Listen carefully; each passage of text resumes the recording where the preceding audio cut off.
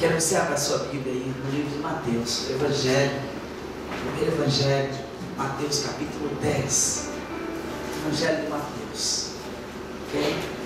Eu vou ler aqui as palavras de Cristo, já começando do versículo 5. Jesus envia os 12 discípulos e ordena eles a ir ao campo, né? Pregar o Evangelho. E eu quero que você preste atenção aqui algumas coisas que Deus fala no nosso coração nesta noite. Deus, Ele tem um propósito específico para mim e para você. Ele quer que você tome posse daquilo que Deus tem para com a sua vida. E é muito importante aquilo que o Espírito Santo de Deus ministra nos dias de hoje. A palavra do Senhor diz assim, amado, diz assim, Jesus envia e Ele fala assim, já começa falando: não ireis pelos caminhos das gentes, nem entrareis em cidades dos samaritanos. Aí no versículo 6, eu quero que você comece agora a tomar posse da palavra. Mas, ide, olha Deus falando para os seus discípulos, mas ide antes as ovelhas perdidas da casa de Israel. As ovelhas perdidas da casa de Israel. Aí no versículo 7 o Senhor fala assim: e indo pregai, dizendo: é chegado o reino dos céus. Aleluia. Aí diz mais, versículo 8, o que diz? O que diz?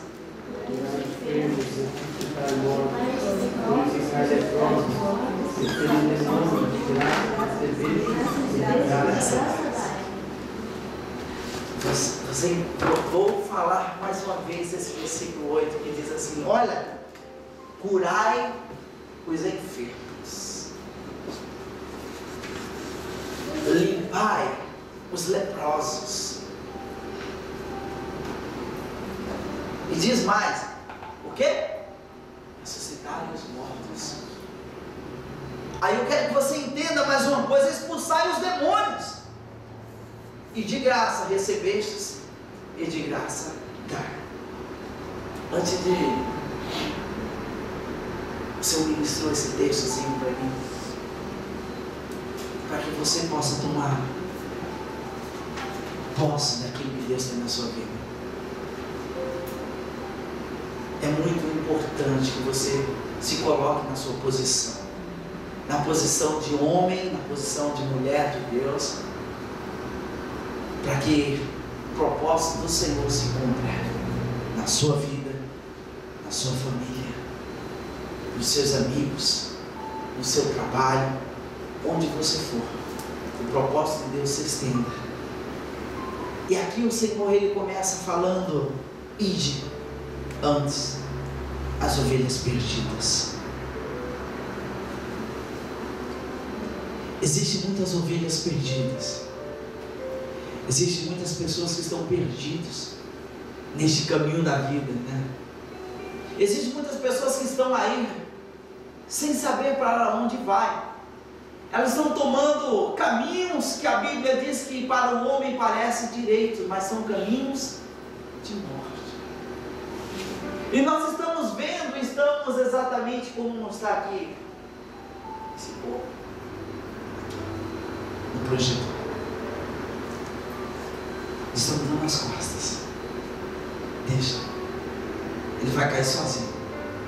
Ele vai cair lá no buraco sozinho. E a palavra de Deus diz assim: olhe, ide, vão as ovelhas perdidas da casa de Israel. Aí ele fala mais: e indo, e quando vocês forem, preguem. O que ele tem que pregar? É chegado o reino de Deus. O reino de Deus não é um reino temporal, mas é eterno.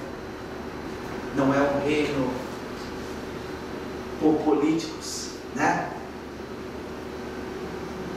mas é um reino soberano. Aleluia! Não é um reino simplesmente só, como nós falamos, é abstrato, que a gente não consegue tocar. É totalmente soberano por Deus. O reino de Deus começou com a vinda de Cristo. Se estende cada vez mais a consumação dela, quando Cristo vier até a consumação dos séculos. E o reino de Deus, ele não é limitado, ele é eterno. Por isso que nós temos que falar para as pessoas: olha, o reino de Deus é chegado, o reino de Deus está próximo, o reino de Deus está esperando que você queira fazer parte dele. É para aqueles que desejam ter Deus, é para aqueles que querem estar com Cristo, é para aqueles que querem, desejam, almejam estar com Ele. Aí Jesus fala assim: ide e pregai, o reino de Deus é chegado, amado. Jesus está falando dele. E nós estamos continuando falando desse mesmo Deus, do reino de Deus. Ide e pregai.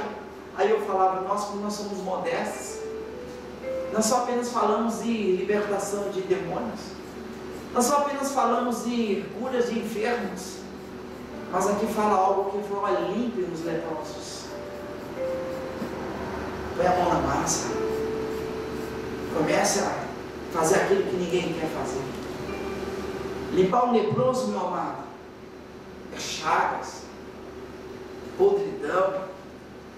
Pensou você tirar, limpar um leproso, uma coisa fedida?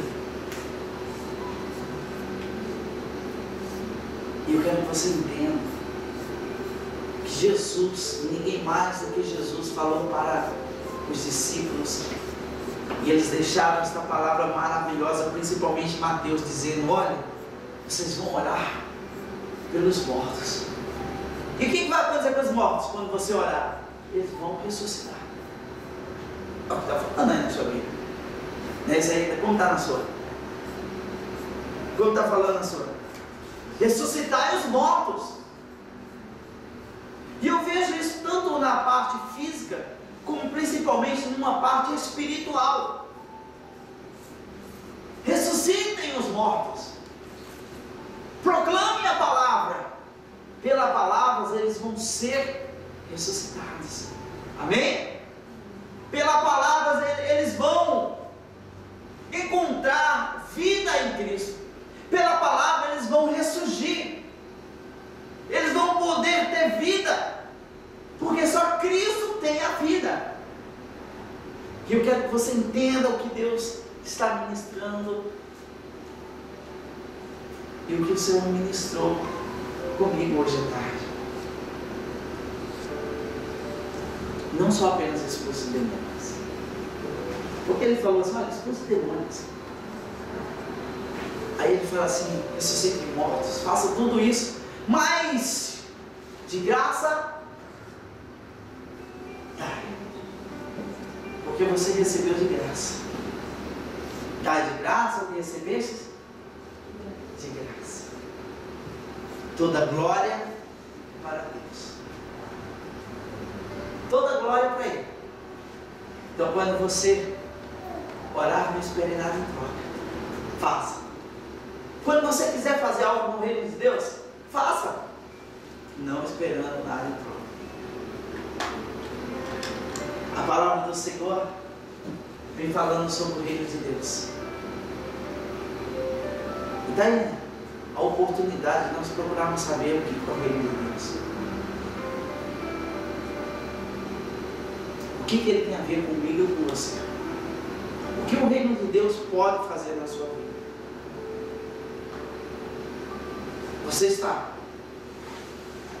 fazendo parte desse reino ou não? O que ele pode trazer de benefícios na sua vida, na sua família? Palavras de Cristo para nós. Indo pregar.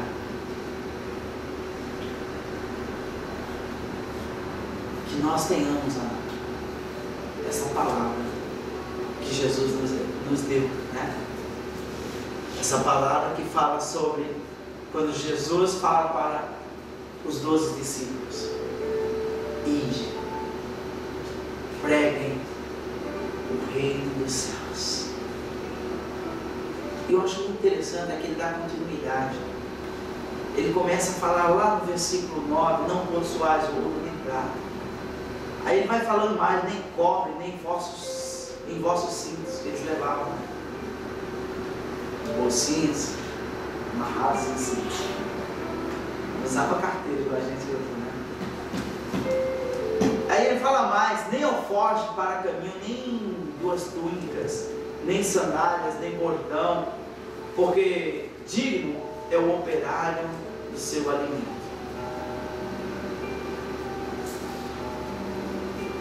A gente vai lendo, a gente vai entendendo. Eu quero que você leia na sua casa, quero que você medite na palavra do Senhor. Que Deus não quer só apenas que você tenha, mas Ele quer que você confie. Você confie na palavra dele. E a palavra do Senhor diz: olha, e pregai. E para você pregar é preciso você experimentar. Fala para mim uma receita do bolo. Liliana que sempre faz bolo. Fala a receita de bolo, Liliana. Liliana vai falar assim: olha, fala, é bom? É bom. Por quê? Eu fiz. Eu experimentei. Comi do bolo que ela fez. É bom, né? Experimentei. E aí alguém perguntou para você a receita: olha, a receita é assim, tal. E é bom? É. Comi. A palavra de Deus também alimenta a sua vida. Experimente a palavra de Deus. Tome posse. E aí você vai poder ide de Deus. Anunciar o reino de Deus. Anunciar Jesus. Anunciar aquilo que Deus já tinha preparado para nós há muito tempo. Em nome de Jesus. Amém? Glória a Deus. João 15, 1 ao 11. Amém? Então diz assim, Jesus dizendo: eu sou a videira verdadeira, e meu Pai é o agricultor. Todo ramo que estando em mim não der fruto, ele o corta, e todo que dá fruto, limpa, para que produza mais fruto ainda. Vós já estáis limpos pela palavra que vos tenho falado. Permanecei em mim, e eu permanecerei em vós. Como não pode o ramo produzir fruto de si mesmo, se não permanecerdes na videira, assim, nem vós o podeis dar, se não permanecerdes em mim. Eu sou a videira, vós os ramos. Quem permanece em mim e eu nele, esse dá muito fruto, porque sem mim nada podeis fazer. Se alguém não permanece em mim, será lançado fora à semelhança do ramo, e secará, e o apanham, lançam no fogo e o queimam. Se permanecerdes em mim, e as minhas palavras permanecerdes em vós, pedireis o que quiserdes, e vos será feito. Nisso é glorificado meu Pai, em que deis muito fruto, e assim vos tornareis meus discípulos. Como o Pai me amou, também eu vos amei. Permanecei no meu amor. Se guardardes os meus mandamentos, permanecereis no meu amor, assim como também eu tenho guardado os mandamentos de meu Pai, e no seu amor permaneço.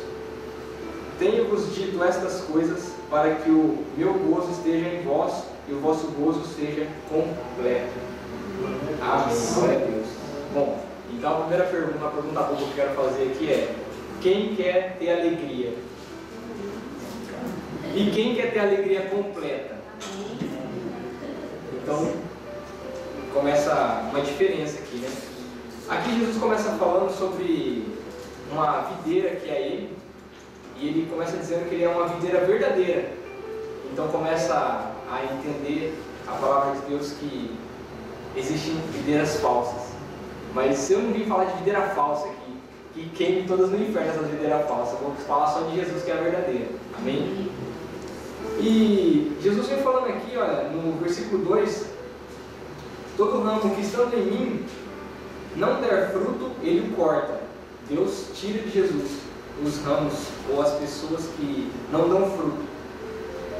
E todo aquele que dá fruto limpa para que produza mais fruto ainda.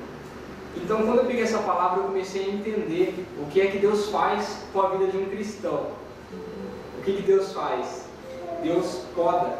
Essa palavra limpa também é a mesma palavra para poda, né? E essa palavra que diz que retira, né? Realmente corta, é de separar. Então, esse ramo que não dá fruto, então Deus tira de Jesus. E glória a Deus por isso. Então, o que eu fui ver? Fui ver sobre poda. Fui procurar um pouco, falar, então, mas o que é poda? O que vem a ser poda? Como funciona isso, né? Então, eu descobri que existem 3 tipos de poda. A primeira poda chama-se poda de formação. E ela serve para formar a estrutura de sustentação da planta, né? Ela evita que os galhos venham quebrar e serve para equilibrar logo no início, quando é colocado uma muda direto assim fazer o plantio, né? Então vem essa primeira poda. Então esse segundo versículo, esse versículo 2, vem falando exatamente sobre essa primeira poda que acontece. Vem fazendo a estrutura de um cristão. Então seria o que a gente chama de novo nascimento, quando a pessoa vem para a igreja e daí ela decide fazer um compromisso e daí ela fala, não, realmente eu preciso ser uma outra pessoa, diferente daquela que eu era antes. Então Deus começa a podar. Quem que passou por essa poda? Praticamente todos os cristãos e até pessoas assim do Velho Testamento a gente pode ver. Eu comecei a entender que Deus falou assim para Abraão. Abraão morava junto com a família dele, que era idólatra. E Deus disse assim, Abraão, sai da tua parentela e vai para uma terra que eu vou te mostrar. Então Deus estava podando a primeira poda de Abraão ali, fazendo uma poda, cortando dele aquilo que poderia atrapalhar uma caminhada com Deus, logo de início. Então ele mandou sair da parentela, porque a parentela dele ia trazer uma vida errada, como já estava trazendo. Então ele disse, olha, sai da sua parentela, né? Então Deus ele começou a podar Abraão. E com Pedro também. Pedro era pescador, ele estava pescando lá e Jesus disse assim para ele, ó, vem e me segue, e você vai ser pescador de homens. Não vai ser mais pescador de peixe somente, vai ser pescador de homens. E daí, o que Pedro fez? Saiu. Ele saiu do trabalho dele. Então, por quê? Porque era uma poda, estava podando o trabalho dele. Então, aquilo que poderia impedir ele de seguir Jesus, Deus estava cortando logo no começo, logo de início. E Mateus também, que era discípulo também, foi a mesma coisa. Mateus estava lá recolhendo os impostos lá, que ele trabalhava para Roma, e Jesus chegou para ele e falou a mesma coisa, vem e segue-me. Imagina chegar assim, uma pessoa de uma alta posição. Pedro era pescador somente, simples, né? Trabalhava por ele mesmo, né? Poderia largar ali e voltar depois, né? Era autônomo. Agora Mateus não, Mateus tinha que prestar conta ali e falar, pô, mas como que eu vou deixar aqui meu trabalho aqui, né? Ele não pensou em nada disso. E Jesus estava fazendo a primeira poda na vida desses homens, assim como faz na vida de quem decide se entregar. Daí depois que passa isso, a gente vem para o versículo 3, que diz assim, olha, vós já estáis limpos pela palavra que vos tenho falado. Essa palavra estava sendo dita para os apóstolos nessa hora, né? E eles já estavam ali vivendo com Jesus ali durante um tempo, que durou mais ou menos 3 anos. Então Jesus estava dizendo para eles assim, vocês já estão limpos pela palavra que eu tenho dito. Quem que purifica o cristão é Jesus, através da palavra de Deus. Então quanto mais palavra ele foi falando para os discípulos, mais os discípulos foram limpos. E essa vem de encontro exatamente a segunda poda que eu pesquisei, chama poda de limpeza. Ela serve para retirar galhos secos, retirar as pragas, retirar os galhos doentes e os improdutivos. Serve para arejar a planta. Então, a palavra de Deus vem fazendo essa segunda poda na nossa vida. Vem tirando aquilo que suga a nossa energia de vir para a igreja, suga a nossa energia de ler a palavra, suga tudo aquilo que vem atrapalhar a gente de ouvir Deus falando. Por quê? Porque essa poda ela serve para arejar a planta. E daí vem o Espírito Santo de Deus, num vento impetuoso, e vem falar com a gente. E às vezes vem com uma brisa suave e fala com a gente. Então essa é a segunda poda, que vem dizendo a palavra de Deus. E Deus vem fazendo uma segunda poda, essa poda de limpeza. Limpeza pela palavra na nossa vida. E da mesma forma, né, que eu estava falando de Abraão, Abraão também passou por essa poda de limpeza. Abraão tinha casado com a meia-irmã dele, naquela época era permitido, hoje não é. Tá? Então, deixar bem claro. Ele era casado com uma meia-irmã. Então, quando ele estava andando pelo Egito, ele ficou com medo de ser morto. Porque ela era uma mulher muito bonita. Então, ele disse para ela assim, olha, se alguém perguntar, você fala que você é minha irmã. Né? E daí, porque se você falar que eu sou teu marido, eles vão me matar e vão tomar você, né, para eles. Né? Porque ele acreditava ali que era uma terra que não tinha Deus. Então ele mentiu, fez a mulher dele mentir para Abimeleque, que era o faraó ali do Egito na época. Só que daí veio todo um castigo sobre a casa de faraó, porque Deus não permitiu que ele realmente possuísse a mulher de outro homem, que seria Abraão. Então Deus falou em sonho com esse Abimeleque, falou para ele, olha, você está com uma mulher que é casada já, né? E se você cometer esse pecado, ele já estava doente, as mulheres da casa dele estavam todas estéreis, já porque Deus estava castigando a casa dele. Aí ele falou para Deus, não Deus, mas eu fiz isso de coração, assim, eu não sabia que ela era casada, ele disse que era irmã. Aí Abraão teve que ir lá e orar por ele, né? E reconhecer que ele mentiu. Então o que Deus estava fazendo? Limpando as mentiras de Abraão, limpando o medo de Abraão, porque se Deus é com ele, ele não teria que ter medo de nada, mesmo que ele passasse no vale da sombra da morte, Deus estava com ele, então ele não precisava ter medo, não precisava mentir. Então Deus vinha limpando ali Abraão, tirando toda aquela impureza. Então, assim também, Pedro também era, uma hora ele era cheio do Espírito Santo, uma hora ele era totalmente carnal. Pedro era uma coisa de louco, que a gente fala, era cristão assim, era 8 ou era 80, ele não tinha meio termo. Então, num momento ele fala assim para Jesus, não, tu és o Filho de Deus, tu és o Messias enviado. Daí Jesus vira para ele e fala assim, olha, não foi carne que te revelou, foi o Espírito Santo de Deus que te falou isso. Né? 2 momentos depois ali, aí Jesus vira para ele e fala assim, arreda de mim, Satanás. Fala assim para Pedro, porque Pedro estava querendo convencer ele a ir para a cruz.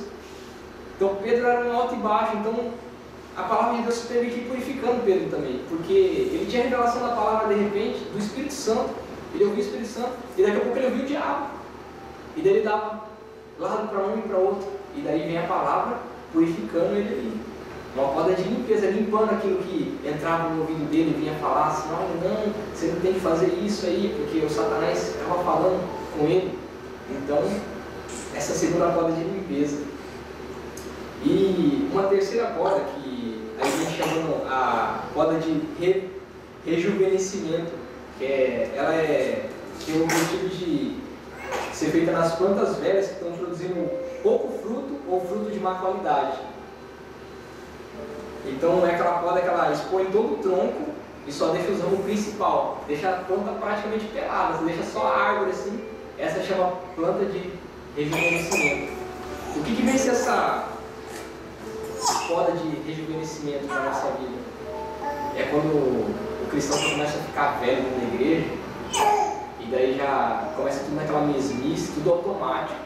Vem, faz aquela oração de 5 minutos, canta, bate palma, mas a vida dele não muda mais nada.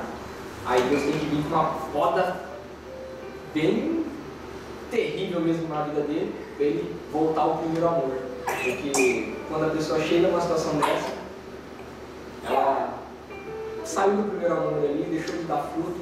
Então Deus vem com uma poda mesmo, bem grande na vida da pessoa. Então às vezes uma pessoa que está há muito tempo na igreja, ela passa por uma tribulação, é para ela lembrar quem que é o Deus dela, é para ela ter um renovo na vida dela. Porque muitas vezes ela vai virando aquela mesmice, aquela coisa, eu vou para a igreja hoje, tá daquele jeito, vai por ir, acha que é um clubinho, e por aí vai porque, que o irmão vai pensar de mim se eu não for. Então ele já esqueceu o que é Deus nessa história toda. E daí Deus vem com uma poda de rejuvenescimento. Fala, não, né, você vai viver eternamente comigo, você não pode ser velho, você tem que ser renovado a cada dia. E é isso que vem dizendo essa poda. E com Abraão, olha o tamanho da poda que Deus fez com ele. Abraão, sacrifica o teu único filho. Sobe naquele monte, sacrifica o teu único filho. Aquele que você ama. Então, essa foi a poda de Abraão que deixou Abraão assim, sem palavras. Mas ele foi. Ele foi e quando ele ia entregar, sacrificar o filho dele que nem Deus tinha mandado, Deus teve que bradar do céu: Abraão, não faça mal, menino. Já entendi que você vai me obedecer. Então, tem uma poda realmente muito grande na vida dele. Mas ele foi aprovado, ele foi renovado, ele entendeu quem que era o Deus dele completamente. E daí, nisso, ele é chamado hoje como pai da fé. Abraão é o pai da fé. E nós somos filhos de Abraão quando recebemos a fé em Deus. Diz que Abraão ia ter uma descendência como as areias do mar, como as estrelas do céu. E isso aconteceu fisicamente, humanamente falando, que ele teve muita. A nação de Israel cresceu, é assim como todo o Oriente Médio, ele praticamente é tudo descendente de Abraão. E nós, espiritualmente também, quando recebemos a fé, somos descendência de Abraão. Então, essa poda de rejuvenescimento, glória a Deus, a gente tem que passar um dia, que a gente venha realmente a sair aprovado de todas essas coisas. Então, no versículo 4, diz assim: permanecei em mim, e eu permanecerei em vós.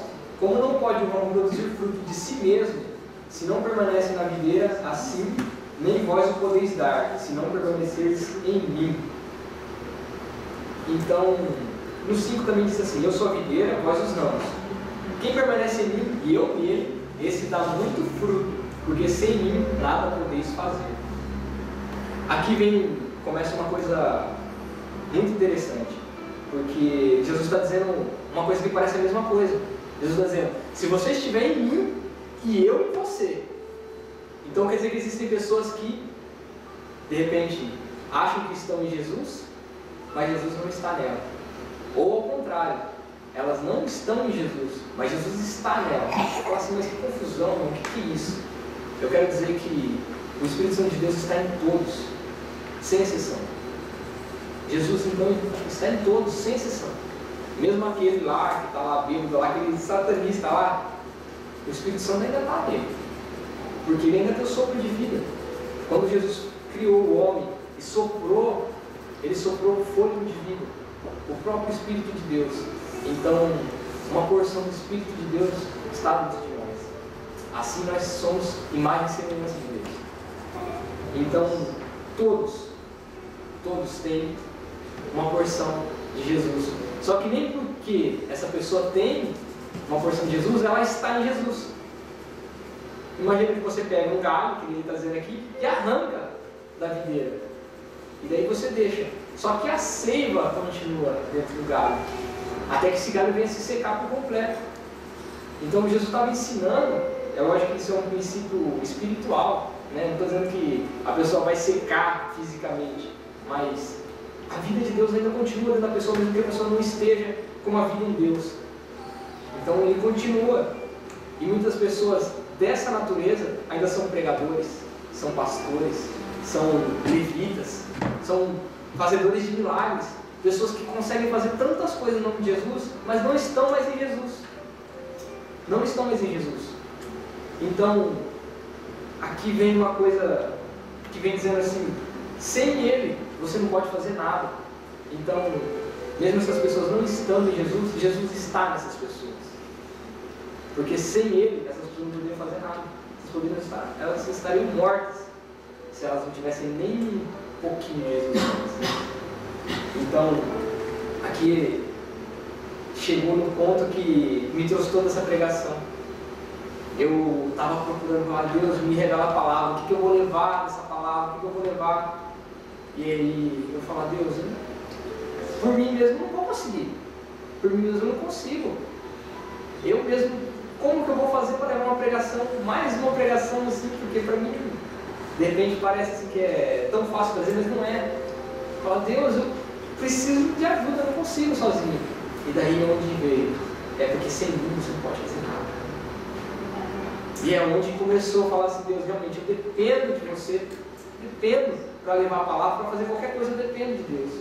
E é onde Deus começou a falar, olha, dependência, que nem estava falando desde a semana passada, depende de mim, depende, fica na minha dependência, não da dependência de homens, não da dependência do dinheiro, não da dependência de mercado financeiro, de crise, não da dependência de parente, nem nada, dependência só de Deus, porque daí Deus supre todas as coisas, Deus dá todas as coisas. Então eu cheguei nessa dependência, e essas pessoas, elas de repente saíram da dependência de Deus, elas estão fazendo com a força do próprio braço. Eu estava pesquisando algum material na internet e daí eu fui ver livros que custam 10 mil ienes. Mais caro que uma Bíblia. Meu Deus, eu pensei, Deus, como pode um livro custar mais de 10 mil?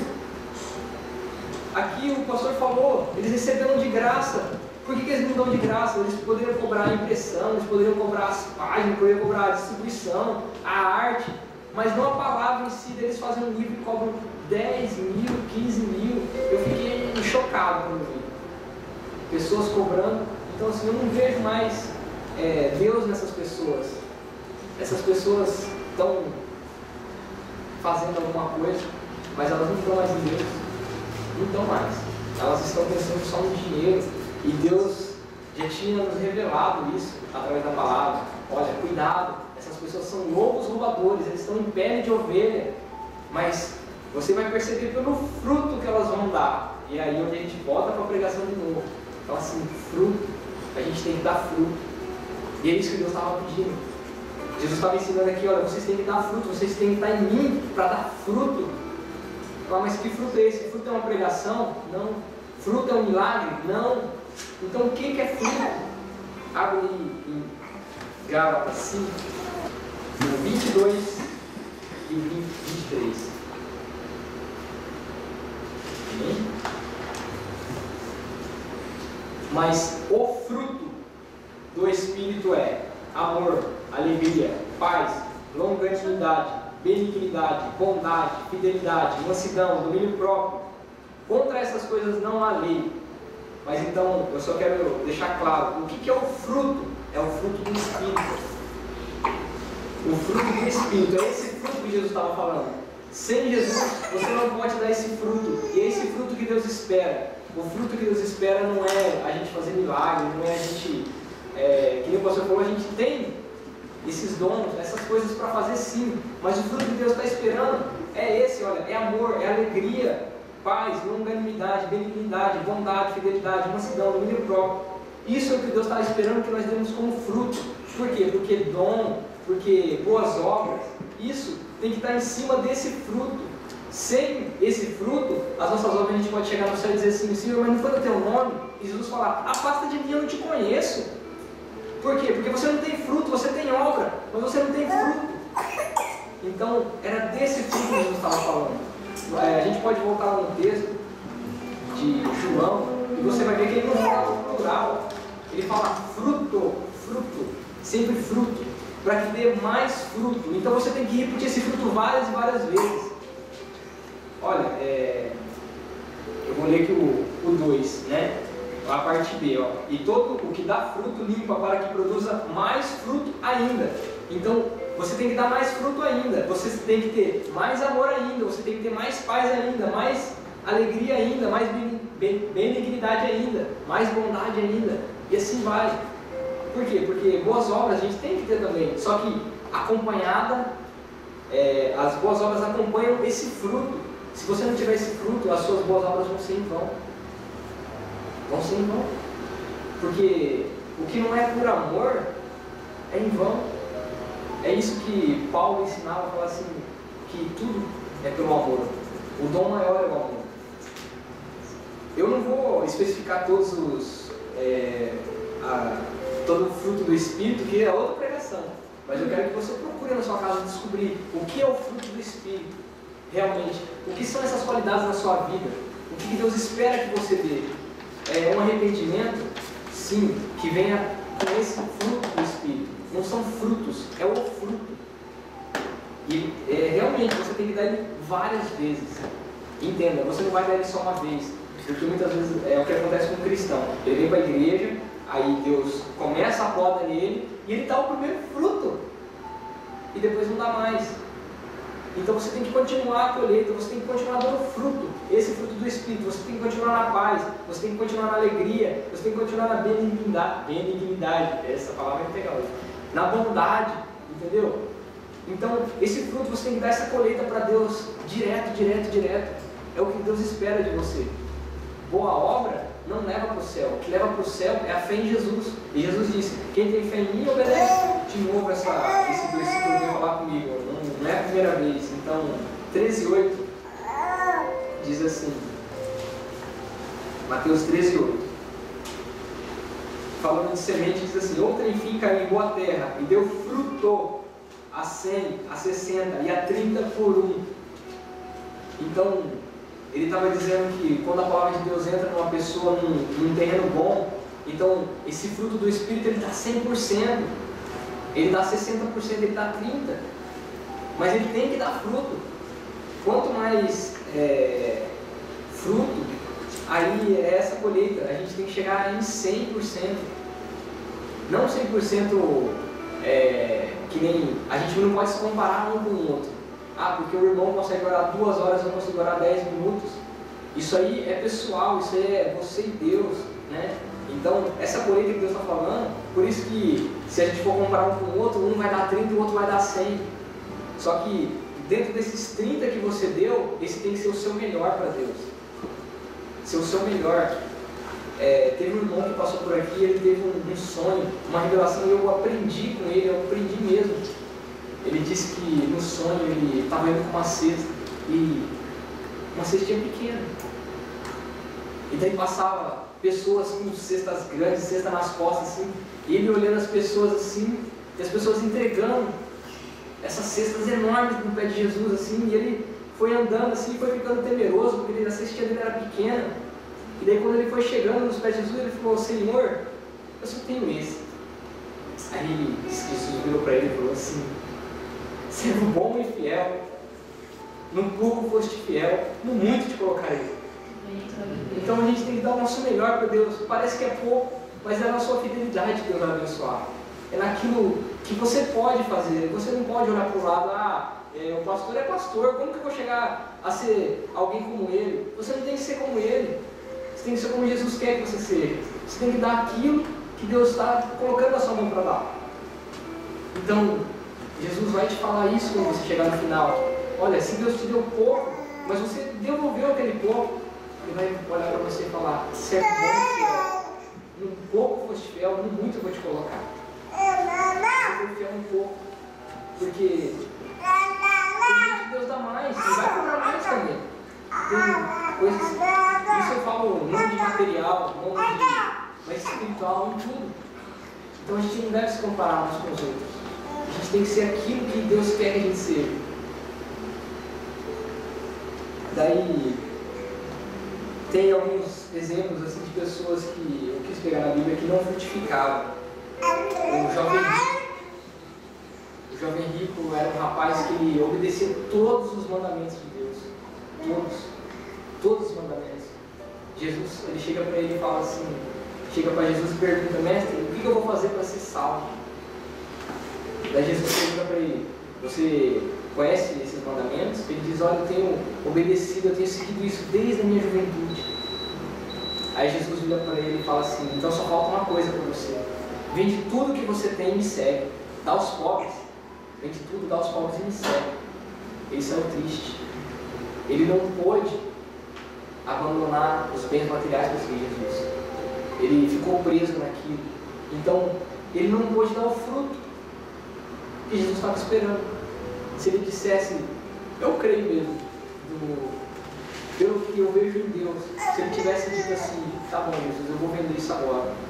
A hora que ele estivesse saindo, Deus ia falar, que ele falou para Abraão, não, espera. Falou assim para Abraão, não sacrifica o teu filho. Aí Jesus ia dizer, não, pode chegar com a tua riqueza. eu já entendi que você ia obedecer. Deus não quer dinheiro. Deus não está preocupado com dinheiro. Deus só queria saber onde estava o coração dele. E o coração dele estava no dinheiro. Porque se o coração não tivesse no dinheiro, ele ia falar, tá bom, Jesus, eu vou fazer o que o Senhor mandou. E Jesus nem, eu tenho certeza, Jesus não ia nem deixar ele vender, dar para os pobres. Ele ia falar, não, eu só queria teu coração. Só queria teu coração. Só queria saber se você tinha coragem de fazer isso. Então, o outro que não frutificou foi Judas Iscariotes. Do lado de Jesus. A gente não vai nem para saber se ele passou por alguma coisa, né? Porque não fala muito dele, como ele chegou até Jesus ali. A gente tem alguns indícios ali que ele era zelote, que era uma seita mais política, né? Eles queriam levantar, achar o Messias e tomar o reino mesmo assim, com um exército mesmo, né? Então esse era Judas Iscariotes. E quando ele percebeu que Jesus não era um rei terreno, ele foi entregue a Jesus. Então ele não pôde dar o fruto que Jesus esperava, que era a paciência. Espera, meu reino não é daqui. Espera, meu reino é espiritual. Ele não pôde dar esse fruto, ele não frutificou. E o casal também, teve um casal também que não frutificou, que era Ananias e Safira. Ananias e Safira. Eles estavam na igreja, e nessa igreja, quando começou a igreja, as pessoas vendiam tudo que elas tinham, entregavam para a igreja, e a igreja dividia com todo mundo. Eles viviam como uma verdadeira comunidade, como uma verdadeira família. Então ninguém tinha mais, outro tinha menos, eles tinham todos aquilo que eles precisavam. Só que esse casal, o que ele fez? Eles venderam um terreno, só que falaram assim, olha, não vamos entregar todo o dinheiro não, vamos guardar o dinheiro. Aí chegaram para o apóstolo Pedro e entregaram o dinheiro. Aí Pedro perguntou, que o Espírito Santo já tinha revelado para Pedro: você vendeu esse terreno por tanto? Vendi por tanto. Aí Pedro já falou assim: por que você mentiu para o Espírito Santo? Aí caiu Ananias morto. Morreu porque mentiu para o Espírito Santo. Daí chegou a mulher dele 3 horas mais ou menos depois e Pedro fez a mesma pergunta. Falou assim: o terreno foi vendido por tanto? Ela falou a mesma coisa: foi vendido por tanto. Aí Pedro falou: por que você entrou em acordo com seu marido para mentir para o Espírito Santo? Olha, na porta ali tem aqueles que levaram o corpo do seu marido porque ele morreu, e eles vão levar o seu corpo também. Os dois morreram porque mentiram para o Espírito Santo. Eles não puderam frutificar uma coisa tão boba. Eles queriam mostrar para os homens que eles faziam igual, só que não faziam igual. Porque Pedro disse assim para eles: se o terreno é seu, se você não der o terreno, ele não é seu. Se você vender e ficar com o dinheiro, ele também não é seu. Então por que mentir? Só para se aparecer? Só para dizer, eu também vendi meu terreno, para parecer que é bonzinho, para parecer que é igualzinho aos outros irmãos? Querer parecer com outra pessoa é muito perigoso. Porque a gente acaba sendo falso, a gente é uma coisa que a gente não é. Então, esses são alguns exemplos de pessoas que não frutificaram. Não frutificaram. Daí o versículo 7 diz assim: se permaneceres em mim e as minhas palavras permaneceres em vós, pedireis o que quiseres e vos será feito. Daí já pulo para o 11. Tenho-vos dito estas coisas para que o meu gozo esteja em vós e o vosso gozo seja completo. Então, olha a pergunta que eu fiz logo no começo.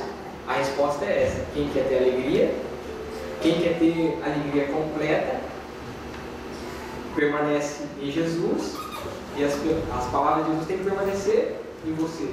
E daí você vai pedir o que você quiser e vai ser feito. Quer alegria maior que essa? Tudo que você pedir para Deus, Deus vai fazer. Mas tem a condição: você tem que estar em Jesus, e as palavras de Jesus têm que estar em você. Então você tem que estudar a Bíblia, você tem que entender, você tem que orar, você tem que falar com Deus, você tem que estar em Deus, e a palavra de Deus tem que estar dentro de você. E aí você pede o que quiser para Deus, e Deus faz. Então, por que muitas vezes a gente não consegue receber aquilo que a gente pede? Porque a palavra de Deus não está completamente em nós. Muitas vezes nós não estamos completamente em Deus. Muitas vezes não sabemos nem pedir. Por quê? Porque a gente pede para gastar com o nosso prazer. Isso é Tiago que está falando isso. Então, assim, vocês não recebem porque vocês só pedem mal, vocês pedem para gastar com vocês mesmos. Então, que egoísmo. Deus não é um Deus egoísta, que gosta que as pessoas sejam egoístas. Então, se você pede só para você, só seu, só você, com certeza Deus vai deixar você esperando um pouquinho no banco. Mas quem está em Jesus e as palavras de Jesus estão nele, fura a fila da bênção. Eu vi pessoas que furam a fila da bênção. Pessoa que não fica orando 30 anos para receber a bênção. Ora uma semana, ora um dia já recebe a bênção. Pessoa que fura a fila.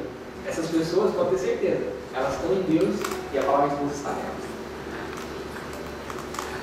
Aí, eu queria voltar aqui no 6, diz assim: se alguém não permanece em mim, será lançado fora, a semelhança do ramo, e secará, e o apanham, lançam no fogo e o queimam. Aqui eu queria voltar naquelas pessoas que são muitas vezes pastores, têm feito muitos milagres no nome de Jesus, têm expulsado demônios, têm feito paralítico andar, têm curado câncer, têm pregado o pessoal na parede, têm andado no teto, né? Tudo no nome de Jesus. Só que daí você começa a analisar elas não têm o quê? O fruto. Não tem o fruto do Espírito. Ela tem as boas obras, ela tem os dons, mas não tem o fruto do Espírito. Por quê? Porque a pessoa, ela faz um milagre aqui, mas se dá alguma coisa errada, ela já xinga. Se dá alguma coisa errada, ela já esbraveja. Você vê que ela não tem o fruto do Espírito. E Jesus disse assim: olha, você vai conhecer a árvore pelo fruto que ela dá. Então essa pessoa pode ser o maior pregador do mundo, pode ser o maior pastor do mundo. Se você perceber que ela não tem esse fruto do Espírito, sai fora disso aí, que isso aí é laço, isso aí é enganação. Essa pessoa não vai ter Jesus. O que vai acontecer? Vai chegar um momento que essa pessoa vai secar. O ministério dela vai acabar. Ela vai ser lançada fora e vai para o fogo. Ou seja, vai para o inferno mesmo. Fala, poxa, mas essa pessoa não está falando de Deus agora? Agora estava falando agora há pouco aí. E como que essa pessoa vai para o inferno? Porque ela não estava em Jesus, ela não tinha fruto. Então pregar não é fruto. Não se impressione com pessoas que pregam, não se impressione com pessoas que fazem milagres, não se impressione com pessoas que têm profecia, não se impressione com nada disso. Fiquem espertos com essas coisas. Graças a Deus, a gente já está até bem vacinado. Mas fique esperto, pessoas que fazem milagres. Por quê? Se ela não tem o fruto do Espírito, isso não vou dizer que não é de Deus, porque Deus usa quem quer. Mas essa pessoa não quer dizer que ela é santa, não quer dizer que ela está indo para o céu. Então, o fruto do Espírito é o que determina sobre essas coisas. Então, assim, não se engane, não confunda fruto do Espírito com dom espiritual. Dom espiritual é falar em línguas, dom de revelação, dom de sonhos, dom de visão, isso são dons. O fruto do Espírito é aquilo: paz, bondade, benignidade e por aí vai. Então, era sobre isso, frutificar em Jesus, sobre estar em Jesus, sobre ter alegria. Era essa palavra que eu queria trazer para a igreja hoje, sobre depender de Jesus para ter todas essas coisas, sobre ter tudo isso que Deus quer nos dar, tudo aquilo que a gente pedir, Ele vai fazer se a gente estiver nele. Amém?